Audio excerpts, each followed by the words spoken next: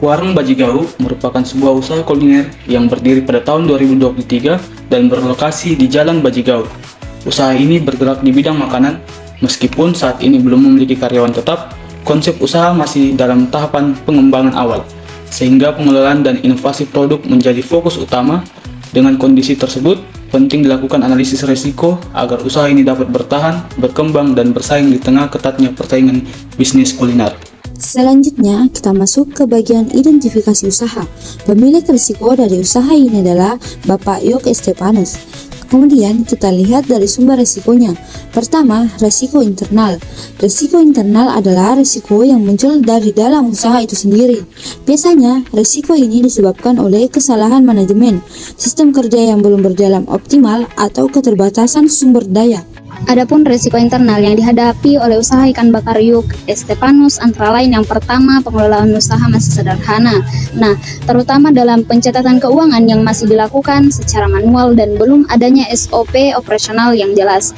Terus yang kedua, menunya kurang variatif, sehingga pelanggan mudah bosan karena tidak ada inovasi baru dalam rasa, penyajian, ataupun pelayanan. Terus yang ketiga, stok bahan baku yang tidak stabil. Nah, sering terjadi kehabisan ataupun pemborosan karena tidak ada sistem pengelolaan stok yang baik.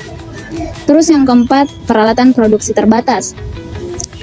Seringkali produksi terbatas mengakibatkan kualitas dan kapasitas penyajian tidak optimal, terutama saat jam sibuk. Terus yang terakhir, ketergantungan pada penjualan harian karena modal terbatas dan tidak adanya dana cadangan, sehingga usaha sangat rentan jika penjualan menurun. Selanjutnya, risiko eksternal. Risiko eksternal adalah risiko yang berasal dari luar usaha dan biasanya sulit dikendalikan secara langsung oleh pelaku usaha. Risiko ini dapat dipicu oleh persaingan pasar, perubahan teknologi, kondisi ekonomi maupun kebijakan pemerintahan dan faktor lingkungan lainnya.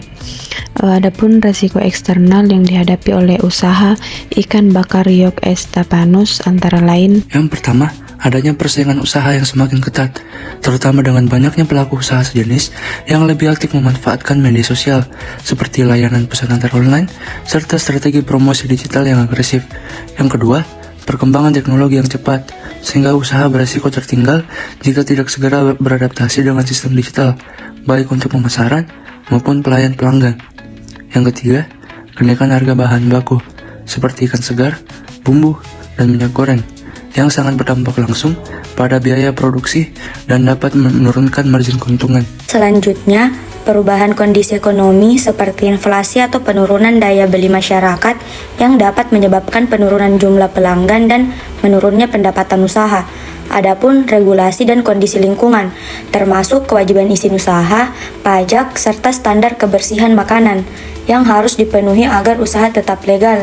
Selain itu, cuaca ekstrim juga dapat memengaruhi pasokan bahan baku dan mengganggu operasional usaha.